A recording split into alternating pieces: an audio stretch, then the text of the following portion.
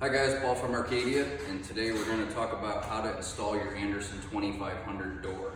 So I've kind of prepped things to make the video as quick as possible, but what you're going to do is you're going to open up your door, open up all your boxes, everything, so you can see all the materials that you have on hand. Then you're going to need to identify the door, which side is which, inside and outside. You can tell which is the inside mainly because of the screen. That's rolled up in the top. So the screen is on the top of the door, and you'll see the markings for the handle will be on the inside. So you got to decide on if you're hinging on the left or hinging on the right. That depicts on which side of the door you put your hinge on.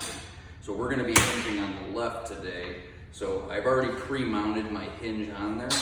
So I'm going to hinge it on the left side. You'll see, with the weather stripping always faces the inside of the door.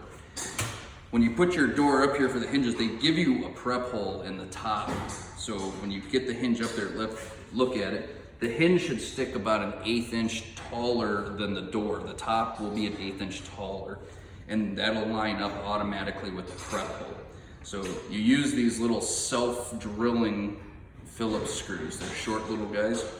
That's gonna be your first one that you put in the prep hole. Once you put that in the prep hole, you want to remember that the door is going to pull down on the hinge. So you want to take the hinge and keep pressure up and slide the hinge down to the bottom as you put the other ones on, so there's even pressure amongst every one of the hinges. Once you have all those on, we're ready to go stick this thing up in the doorway.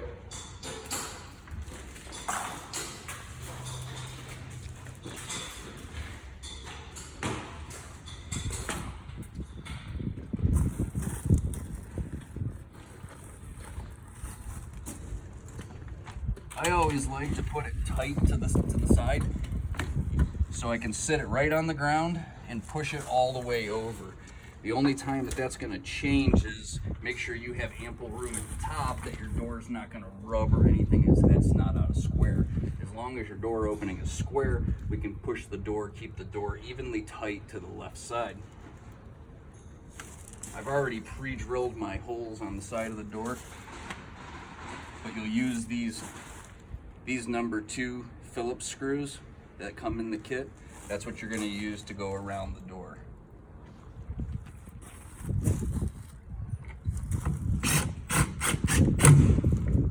So I generally do the top screw first. That way the door's not going to fall out, and I can look and just make sure my reveal's good. If I need to pull out on the bottom or shift something one way or another to make this fit good in the opening, that's when you want to do that. But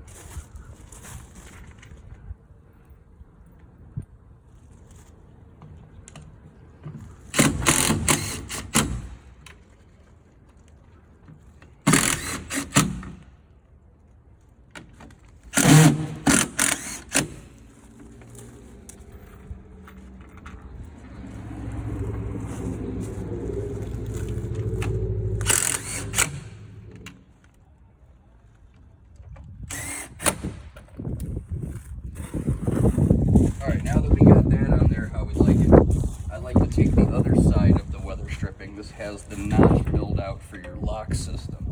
So I'm going to, typically what you do is put that right in the door, close your door, give yourself about a heavy 1/8 inch gap between the door and the weather strip. Close your door, make sure your reveal's good. So I, again, like to start with the top screw.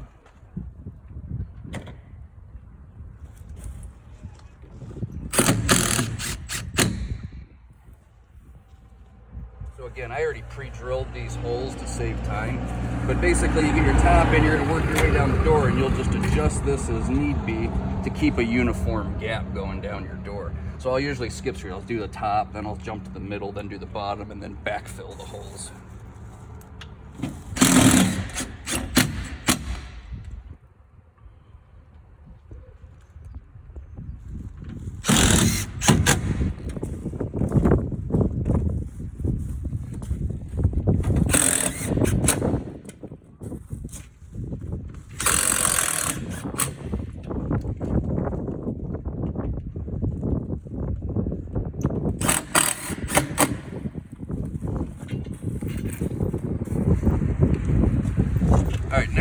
find our top piece to put on the top. If you have an extra large opening, they do give you a spacer. This is a spacer that will clip on the top of this to fill a bigger gap. We don't need it today in our application, so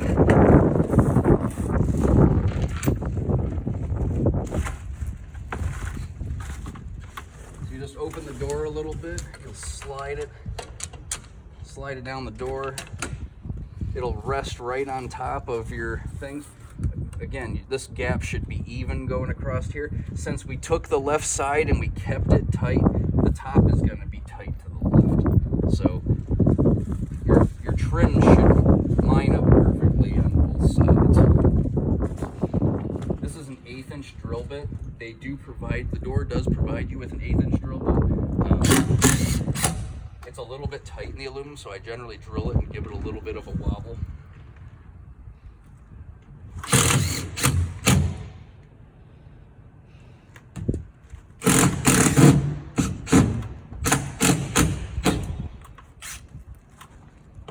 All right, now our door is all hung.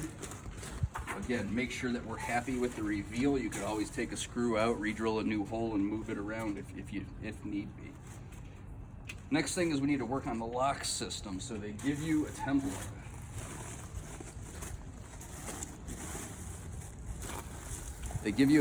You need to pay attention to this very carefully. There's a double hole. This is for your deadbolt, which is in the bottom. We do get customers that drill these upside down, and you then at that point ruin the whole door. So make sure you pay attention that the writing is facing up and that your holes are lined up accordingly. They give you a little prep hole right here in the top that you take on the face. You line it up. This hole is existing when you get the door. You line that up there and put a pencil mark at the top. You can see my pencil mark right up there. You then take the paper and line the top of the paper up with the pencil line. From there is what I do is I take my drill with the 1/8 inch bit and I just make a mark. Don't drill it all the way through, just make a mark and hit all of these inside and out. Keep this squeeze tight, don't let the slider move. If it does, always make sure you're back on your line. Make sure your corners are folded nice around the corner so it's nice and straight. Once you get this, once it's marked, I go through and then drill them all the way through with the 1/8 inch bit on each side. Then, like the template says, you'll drill the center 3 out with the 13/16 bit. They provide that bit in the kit. The upper and lower holes are drilled out with the 7/16 drill bit. Slightly smaller. That is not provided in the kit. You will need one of those. So now that we have these all drilled out, we can go ahead and start assembling the lock system. I always start with the main mechanism. If this latch is facing the wrong way for your left hinge or right hinge, you take this top screw out, pull this cover off, and you can flip it and then put the screw back in. So I just set this in here. These are countersinks, so they get little countersink screws.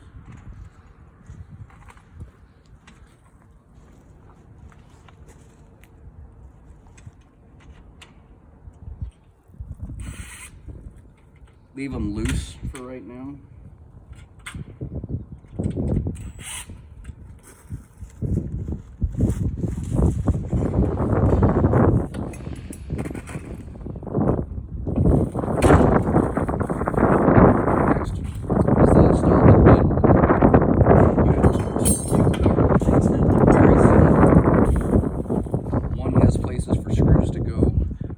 Where the screws thread into it. The screws face the interior. You have to take the lock and push it through this first.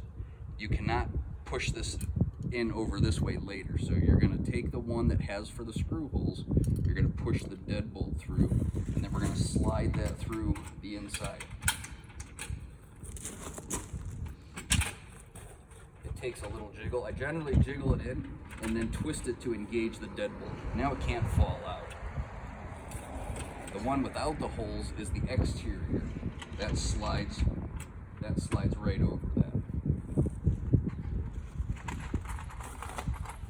Then they provide you with 2 matching screws. You'll have 3 that look like this. One is a countersink. These 2 are not. The 2 matching ones are the ones that go all the way through the door to clamp this.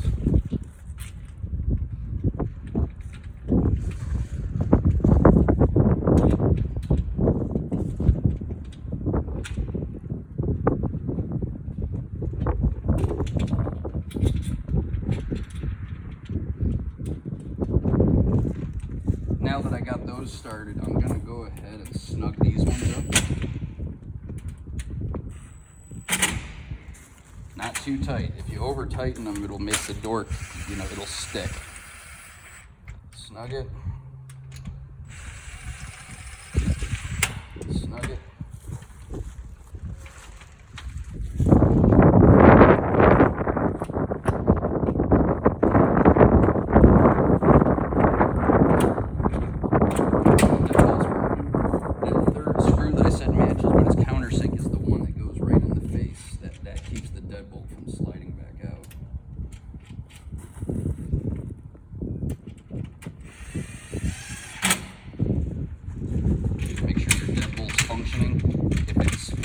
Hard to turn, then those bolts are probably too tight. You might have to loosen them. Next, we're going to work on the handle set. Pick a handle, doesn't matter which one. This key does not come pre-assembled. Slide this in, tighten the Allen key. You're then going to take one of the little polyurethane rings, slide it over the top, slide that right in the door. Take the other one, another polyurethane ring on it. This is your outside. Slide it on. Grab the Allen key, tighten the set screw.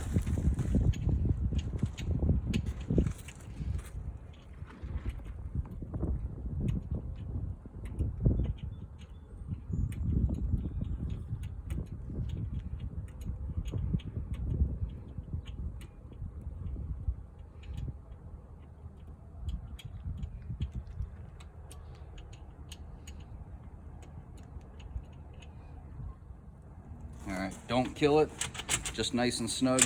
This is functioning properly. Close it, it latches. We're done with that. Now I'm gonna switch to the striker plate. They give you this plate here to mount on the inside. They give you 2 adjusters, so those are the ones you use first. Using a little countersink Phillips screw provided.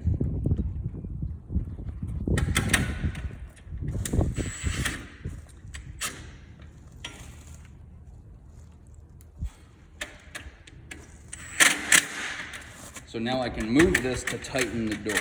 It just so happens that if you line this up with the little groove right in the corner, it usually works out about perfect. Since I know it's going to work out perfect there, I'm going to go ahead and drill these other 2 screws.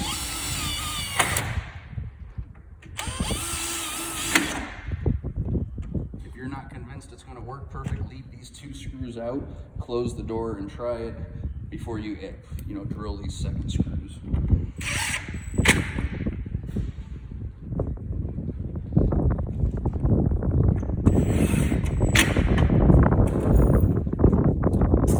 Now I'm going to close the door, make sure everything latches like it should. I'm going to take the keys, make sure the deadbolt functions. Deadbolt functions well. That's it for the latch.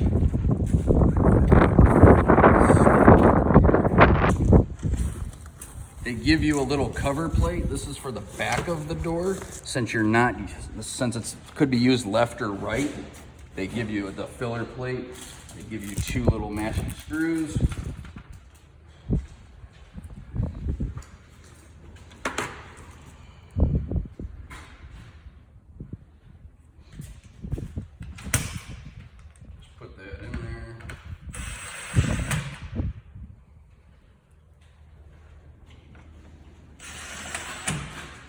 Zip the screws in there. Also, something I like to do, since all doors are prone to sagging, so they give you prep holes up here. I always like to add a screw in the top, same 1/8 inch drill bit, drill in right there. I'll add this screw up here. That way this hinge can't come out and this door can't ever sag. Once we get that going, we have our phantom screen rolled up. There's usually a piece of tape right here. Take the tape off, 2 hands of glass, pull this thing down. You have this nice little handle. This is your latch for the screen that'll go up and latch at the top. They give you these little fine thread screws that they actually hide up in this thing when you get it. Careful, these screws do snap easily. So I hooked my foot under the door to hold the door. I'll put it right through, line it up with the pre-drilled hole. That hole comes pre-drilled. Just give it a little snug. Put the other one in. Now our door latches at the top, twist it out, and roll it down.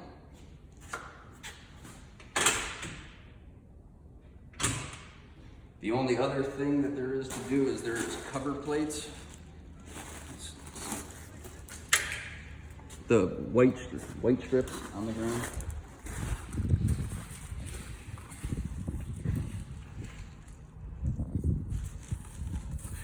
These cover strips just snap on.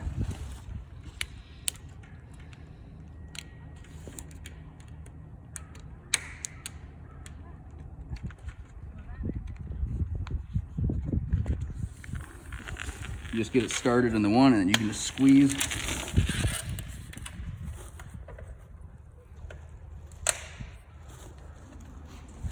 And that's it. That hides all your screws. There's another one for the top and the other side. The only thing left to do is to install the sweep and the closure, and I'm going to do that in a separate video. Thank you.